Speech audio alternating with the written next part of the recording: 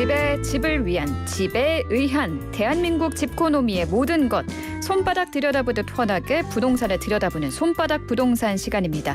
김규정 한국투자증권 자산승계연구소장 연결합니다. 안녕하세요. 네, 안녕하세요. 네, 지난달 기준 전국 아파트값이 1998년 외환 위기 이후 가장 큰 폭으로 하락했다는 통계가 나왔습니다. 요즘 거래 상황이 어떤가요? 네, 금리 인상이 지속되면서 금융이자 부담에 대한 우려들이 커지고 있는 상황이고요. 대출 규제도 계속되고 있어서 매수세가 크게 위축돼 있는 상태죠. 거래 절벽이라고 부르는 이제 급격한 거래량 위축 상황이 계속 이어지고 있습니다. 그리고 거래량 절벽 상황이 심화되는 상황이고, 이에 따라서 거래가 부진한 가운데 금매물 중심의 거래가 간간히 거래되면서 지수 중심의 가격 하락세가 점차 확대되는 양상입니다. 그래서 수요자분들이 보실 때 부동산 주택시장의 가격 하락세가 내년에도 그리고 좀 더 길어지는 장기화 우려가 있는 게 아니냐라는 걱정들을 하고 계신 상황인데요. 네. 일단 말씀하신 조사 내용을 좀 보면 주요 기관들 지수가 계속해서 낙폭을 이제 최대치로 경신해 가고 있는 상황인데, 한국부동산원이 발표한 것을 보면 전국 아파트 값이 올 들어서 지난 11월까지 4.8%가량 하락한 것으로 나타나서 부동산원 조사 발표 시작한 이후로는 일단 낙폭이 가장 크다라는 입장이고요. KB부동산 지표도 비슷한 상황인데 11월까지 전국 아파트 값이 1.63% 정도 내렸다고 발표가 나왔습니다. 이게 이 자료가 98년 외환위기 낙폭 이후로 최대 하락이라고 발표가 된 건데, 네. 다만 98년에 발표됐던 외환위기 시점의 낙폭 수치하고는 요번에 KB국민은행의 올해 11월까지의 하락폭이 격차가 좀 크기는 합니다. 그래서 수요자분들이 이 지수 자료나 혹은 이렇게 최대 낙폭을 계속 경신했다라는 뉴스를 이해하시고 활용하실 때 조금 자료를 세밀하게 들여다보시고 유의해서 사용하실 필요는 있어 보입니다. 그렇군요. 그런데 지금 또 이 문제도 심각하더라고요. 이사를 앞뒀는데 전월세 보증금을 못 돌려받아서 법원에 가는 세입자가 많다고요. 네, 임차권 등기 명령 신청하시는 분들이 늘어나고 있다라는 얘기인데요. 보통 이사를 앞두고 전월세 보증금을 돌려받지 못하면 이 실거주 대항력을 유지하기 위해서 이사 가기가 어려워지는 상황이 발생합니다. 네. 그래서 어쩔 수 없이 이사를 다른 지역 학교나 직장 때문에 가셔야 되는 분들은 이사를 나가면서 이 법원의 임차권 등기 명령을 받아서 집주인이 집을 비우고 이사를 나가더라도 보증금을 돌려줄 수 있도록 우선 변제권 설정을 위해서 이제 법원에 등기 명령 신청을 하시는 거죠. 그래서 이 건수가 대법원 등기정보 광장 발표를 보니까 올해 서울에서만 11월까지 3,700여 건, 작년 같은 기간보다 26% 정도 신청이 늘어난 것으로 집계가 되고 있습니다. 그래서 그만큼 이사 시점 계약 종료까지 보증금을 반환받지 못하는 사고가 좀 늘어나고 있는 게 아닌가 확인을 하고 있고요. 같은 수치가 전국에서는 11월까지 13,800여 건 정도로 마찬가지로 26% 정도, 2,800여 건 정도 작년보다 늘어나고 있어서 전반적으로 전세 시장의 불안감이 좀 커지는 상황이고요. 중요한 건 임차권 등기 명령을 하는 것 자체라기보다는 일단 보증금을 돌려받지 못하고 이사를 가야 되는 세입자들 입장에서는 여력이 없다면 네. 다른 거처를 얻기가 사실 굉장히 어렵다는 게 더 큰 문제라고 볼 수 있습니다. 여유가 있는 분들은 임차권 등기 명령을 해놓고 여유 자금으로 잠시 이사를 가신다거나 이런 대안 마련이 가능하신데, 그렇게 대안 마련이 불가능한 세입자분들 같은 경우에는 사실상 이사를 하지 못하고 매이게 되는 경우들이 발생하고 있는 거죠. 지금 이 빌라왕이 숨졌습니다. 1,100여 채를 갭 투자로 사들이고 수백억 원의 전세 보증금을 가로챈 사람인데, 김모 씨가 숨지면서 세입자들은 돈을 돌려받지 못하는 건 아닌지 전전긍긍하고 있어요. 지금 상황이 어떻게 수습되고 있나요? 네, 일단 절차상 세입자분들이 허그를 통해서 전세 반환 보증보험 가입을 네. 상당 부분 하신 분들이 계시다고는 하는데 네. 이 대입변제 신청을 할 수 있는 절차상 세입자들이 임대인에게 계약 해지 통보를 해야 되는 게 선행돼야 되기 때문에 이미 사망한 시점에서 그 절차상의 허점이 있어서 허그를 통해서도 이 보증금을 일부 돌려받지 못하고 있는 상황으로 확인이 되고 있습니다. 그래서 시장에서는 이러한 허점들도 좀 정비를 해야 된다라는 입장이고, 무엇보다 좀 정부가 나서서 피해자들을 위한 합동 전담반을 만들어서 법률적인 상담도 지원을 하고 있는 상태고요. 피해자들 보호 방안을 서둘러 마련하겠다고는 발표를 했는데, 아무래도 뭐 긴급 자금 대출 같은 것들을 지원을 해준다거나 임시적인 거처를 마련한다거나 여러 가지 방안을 모색하고 있는 것 같고, 세입자들 보증금 반환을 위한 대책을 일단 마련 중이라고는 하는데 네. 정확한 내용이나 실제 실행 사항들은 좀 지켜봐야 될 것 같고요. 뭐 전반적으로는 당장 이 사건에 대한 대응뿐만 아니라 이러한 좀 제도적인 허점이라던가 전세 사기나 깡통 전세 같은 것들을 실질적으로 어떻게 선행적으로 대비할 거냐, 이런 거에 대한 이제 요구가 높아지고 있는 상황으로 보입니다. 지금 피해자가 굉장히 많을 것 같아요. 많은 분들이 목돈과 대출 상황이 얽혀 있는 사건인 만큼 좀 더 정부가 적극적으로 근본적인 대책을 좀 내줬으면 하는 바람입니다. 근데 보증보험에 가입을 하면은 어떤 상황이 있어도 돌려받을 수 있을 거라고 세입자 입장에서는 그렇게 생각을 했을 텐데, 이 김 씨가 사망을 하면서 상황이 좀 복잡해진 거군요. 그렇죠. 이게 원래 절차상은 세입자가 보증금을 못 받았기 때문에 계약 해지를 통보를 하고 허그를 통해서 먼저 보증금을 돌려받고, 허그가 이제 임대인에게 나중에 그 금액을 돌려받는 구상권을 갖는 구조로 되어 있는데, 네. 이 임대인이 사망을 한 상태에서 상속자들이 상속을 받지 않고 있는 상황이다 보니까 이 절차, 기존의 절차상으로는 허그의 이 반환 보증에 가입이 되어 있어도 정해진 원 절차대로 보험 혜택을 받기가 좀 어려운 상태입니다. 그래서 이런 부분들도 좀 손질이 필요한 것 같습니다. 네. 지금 깡통 전세 문제도 심각하잖아요. 정부 차원에서 좀 들여다볼 필요가 있어 보이는데 정부 대안이 지금 있습니까? 예, 계속해서 이 전세 사기나 깡통 전세를 선행적으로 좀 관리하거나 예방할 수 있는 대책을 논의 중인 것으로 알려지고 있습니다. 대표적으로 뭐 공인중개사법 같은 것을 개정해서 중개업자들이 이제 임대차 정보 제공 같은 것들을 좀 더 하도록 하거나, 중개할 때 임차인에게 그런 내용들을 상세하게 설명하는 의무 같은 것들을 이제 부과하는 내용이어서 네. 아무래도 세입자들이 정보가 좀 더 부족하기 때문에 사기를 당할 수 있다라고 보는 것이죠. 그리고 임대인들이 보증금만 받고 이제 잠적하거나 이렇게 좀 사고를 내는 경우들도 예방할 수 있겠다라는 내용에서 이런 법 개정도 지금 얘기가 되고 있고요.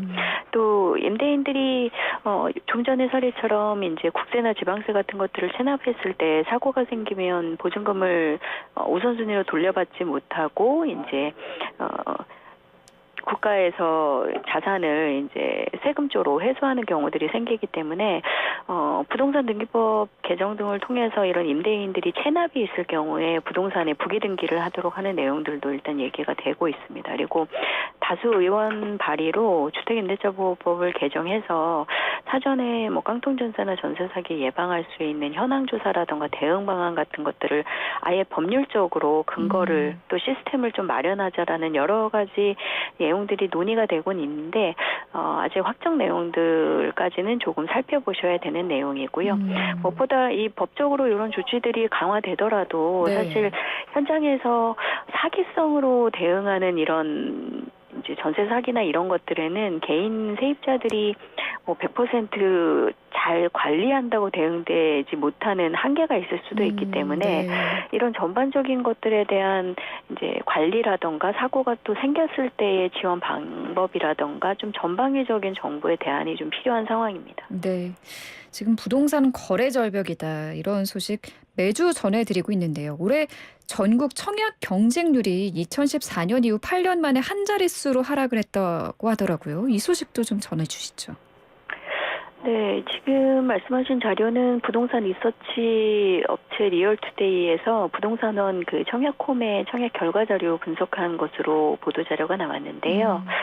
서울 같은 경우에 평균 9대 1 정도의 경쟁률을 기록해서 지난해 163대 1까지 치솟았던 경쟁률에 비하면 청약 시장이 굉장히 좀 냉각됐다라는 분석이고요. 네. 청약 가점 자체도 최저점이 크게 내려가서 아무래도 청약 시장에 이제 관심도나 매력도가 떨어지면서 청약하시는 분들도 줄고 청약 통장에도 굉장히 좀 신중하게 사용하시는 쪽으로 전환이 됐다라고 이해할 수 있겠고요. 같은 기간 전국 청약 경쟁률은 8대 1 정도로 마찬가지로 전년에 비해서는 절반 정도로 경쟁률이 대폭 떨어진 것으로 나타나고 있습니다. 전체적으로 주택 가격, 아파트 가격이 최근에 좀 하락하고 있는데 분양 가격은 물가 상승 때문에 굉장히 강세를 보이고 있다 보니까 청약을 통해서 새 아파트 투자나 내 집 마련하는데 굉장히 좀 부담이 커진 상황이고요. 금리나 대출 문제 같은 것들에서도 좀 불리해지면서 소위 이제 여유 자금이 있는 현금 부자들 아니면 또 고가 지역에서는 청약하기 어려운 문제들이 발생하고 있습니다. 그러면 이쪽 지역은 어떨까요? 알짜 단지라고 하는 강동과 마포에서 그 청약이 시작될 거라고 하는데 분위기 어떻게 전망하십니까? 네, 지금 19일부터 청약에 들어간 상태인데요. 강동구 같은 경우는 신동 아파트 재건축 한 1299가구, 비교적 이제 큰 단지에서 200여 가구 일반 분양이 나옵니다. 다만, 이제 타입이 전용 면적 5구 타입으로, 국민 규모 일반 분양은 없고요. 모집 공고를 확인해 보면 분양가 50%까지는 중도금 매출이 되기 때문에 아무래도 좀 작은 평형을 부담 없이 내 집 마련하시려는 분들이 좀 관심을 가질 것으로 일단 예측이 되고 있습니다. 마포구 같은 경우는 아이언뉴타운 2구역 재건축한 이제 1,419가구 대단지인데 호분양으로 물량이 많지는 않습니다. 다만 전용 면적 84타일 국민주택 규모가 50가구 정도 일반 분양이 있어서 네. 소위 이제 마포 도심권의 직장인들이 좀 선호하는 지역이다 보니 해당 지역에 좀 국민주택 규모 청약을 원하시는 분들이 관심은 좀 있을 거다라는 예측인데 앞서 좀 저조한 성적을 보였던 둔촌주공 재건축 했던 올림픽파크 포레온보다 84 타입의 분양 가격이 좀 더 높습니다. 이번 마포가. 네. 그래서 중도금 대출도 좀 여의치 않고 후분양이어서 대금 납부도 좀 촉박하게 돌아오는 데다가 분양 가격도 둔촌주공 재건축 사업장보다 조금 높다 보니 마찬가지로 좀 계약상에서 불리하지 않을까라는 걱정들도 하시거든요. 그래서 이번 단지 성적들을 조금 확인해 보시면 아무래도 내년도까지 이어질 청약시장이나 아파트 시장의 흐름을 좀 예측하시는 데 도움이 될 것 같습니다. 네. 소장님이 그동안 방송에서 요즘 급금매가 아니면 거래가 안 된다고 전해주셨는데 인천 송도 지역을 보면은 신고가의 반토막 수준의 급금매 위주로 수요자가 늘고 있다는 소식이 들립니다. 이 지역은 지금 상황이 어떤가요?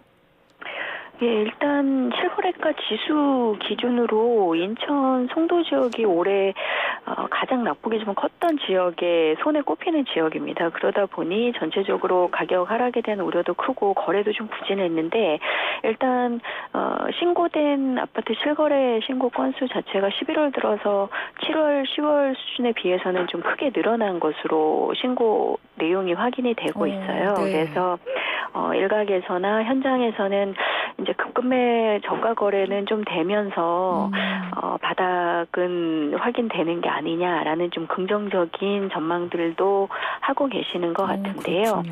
일단 대출이자 부담이 큰 물건들이 좀 싸게 나오면서 실수요 거래가 됐을 가능성들이 좀 제기되고 있고 또 내년 5월까지로 한시 지금 진행 중인 다주택자 양도세 중과 배제가 점점 종료가 좀 다가오고 있다 보니까 급매물로 나온 것들에 대해서 좀 싸게 구입하려고 하는 주변 지역에 실수요자가 있지 않았겠냐라는 조심스러운 분석이 좀 나오고 있습니다. 특히 인천 내에서는 송도 신도시가 주거 환경은 우수한 지역 중에 꼽히기 때문에 정고점 대비 상당 수준 낙폭을 보인 물건에 대해서는 실수요 거래가 좀 되지 않았을까라는 분석들을 하고 계시는데 11월, 12월 계속적인 저가 매물 거래 증가 추세나 이런 것들을 좀 보고 판단하셔도 늦지는 않을 것 같고요. 너무 서두르시기보다는 좀 지켜보시는 것이 좋지 않을까 싶습니다. 인천 송도 외에 다른 수도권 지역은 어떤가요? 전반적으로 금매물 거래 흐름이 여전히 좋지는 않습니다. 금리 인상이 내년 상반기까지도 이어질 거다라는 예측들이 계속 힘을 얻고 있기 때문에 네. 아무래도 수요자들이 추가적인 가격 하락이 내년까지 좀 길어질 수 있겠다라는 걱정들을 하고 계시고요. 그래서 전반적으로 가격 넉폭이 큰 지역에서도 금매물 거래가 그렇게 여의치는 않은데 네. 일부 지역에서는 정고점에 비해서 소위 뭐 심한 경우에 반토막이 났다고 표현할 정도로 싼 매물들이 간간히 좀 나오는 경우들이 있어서 그런 경우에는 주변에 전월세 세입자들이 좀 낙폭이 커진 물건들 중심으로 내 집 마련을 하는 게 아닌가라는 분석들은 좀 하고 있습니다. 그래서 아직 좀 섣부르게 시장 판단 내리시기보다는 주요 지역의 저가 매물 거래량이 좀 늘어나는 추세를 보이는지 이렇게 확인을 먼저 하시는 게 좀 안전하지 않을까 판단이 됩니다. 알겠습니다. 이런 가운데 감사원이 국토부의 집값 통계 조작 의혹을 토대로 전 정부 부동산 정책을 겨냥한 감사에 속도를 내고 있는데 지금 문제 핵심이 뭡니까? 네, 지금 지난 9월 정도부터 감사원이 국토교통부 통계청 그리고 한국부동산원 통계로 이제 주택가격, 집값 국가통계 작성에 관련된 실태에 관련해서 감사를 하고 있는 것으로 알려지고 있는데요. 이번 감사에서 부동산 가격 조사 그리고 통계 같은 것들을 만들 때 조사 방식, 조사 내용 입력 그리고 표본 활용 같은 부분에서 뭐 조작이나 왜곡이 있을 수 있다라는 이제 정황이 좀 포착돼서 조사를 하고 있는 것으로 일단은 발표가 나오고 있습니다. 그래서 뭐 중요한 것은 당시의 집값 통계나 이런 것들이 정책적인 또 정치적인 목적으로 혹시 조작이 되었거나 뭐 통계에 관련된 특정한 뭐 윗선의 지시나 개입이 있지 않았을 건가 뭐 이런 것들에 대해서 전방위 조사를 하고 있다라는 건데요. 일단 내용은 좀 정확한 결과가 나와 봐야 알 수 있을 거다라는 생각이고요. 개인적으로는. 네. 내용이 나오는 것에 따라서 만약에 이런 통계 조작이 실질적으로 발생을 했다면 이 부분은 상당히 좀 중요한 이슈가 될 수 있고요. 이후에 통계의 사용이나 그리고 국가 통계의 뭐 이제 안정성을 확보하는 추가적인 대안 마련에도 좀 여러 가지 이슈들이 제기될 수밖에 없을 것 같습니다. 알겠습니다. 오늘 말씀 여기까지 듣도록 하겠습니다. 고맙습니다. 감사합니다. 네, 김규정 한국투자증권 자산승계연구소장과 함께했습니다.